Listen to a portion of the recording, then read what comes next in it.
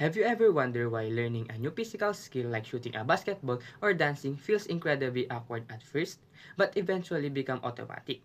Today we're exploring how brains and bodies make incredible journey from clumsy beginner to smooth expert. In 1967, Paul Fitts and Michael Posner created the model that researchers still use today. They proposed that learning any motor skills requires passing through three distinct phases: the cognitive stage, the associative stage, and the autonomous stage. Stage 1 is the cognitive or the thinking stage. Your brain is working overtime. You're just figuring out what to do and how to move. Performance is robotic and inconsistent. You make major mistakes and usually you don't even know how to fix them. For example, learning a basketball free throw. You actively think, right foot forward, bend knees, fingers here. You throw the ball and miss the backboard entirely. And have absolutely no idea what went wrong because your brain is completely overwhelmed. In dance, picture learning cha-cha. You stare at your feet, loudly counting 1, 2, 3, cha-cha-cha. Your movements are stiff. If someone talks to you, you instantly lose your place, mess up your weight transfer, and step on toes.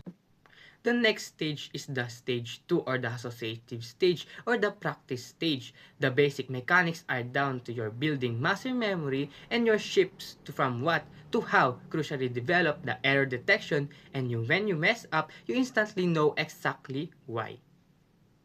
Back to the free throw. You naturally fall into your stance, you shoot, and immediately think, I flicked my wrist too late. And as the ball bounces off the rim, you actively adjust your wrist on the very next shot. With the cha-cha, you finally stop staring at your feet, and you feel the Latin rhythm instead counting out loud. And if you stumble on the fast step, you recognize the error and immediately quick the shuffle to catch the next beat. Finally, the stage 3 or the autonomous or the automatic stage.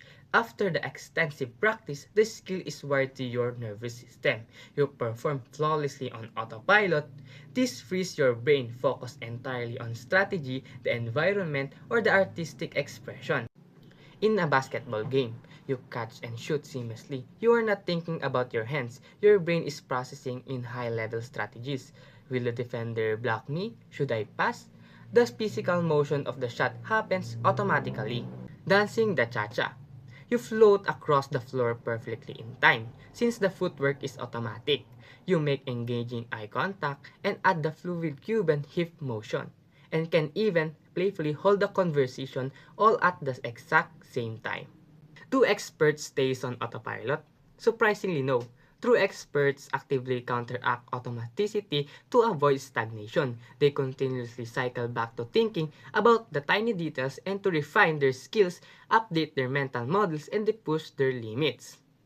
Understanding these three stages help us to be patient with our learning process, from cognitive struggle to autonomous mastery. Practice truly rewires our brain. So the APA references used to build this presentation are listed on screen. So thank you for your time, guys.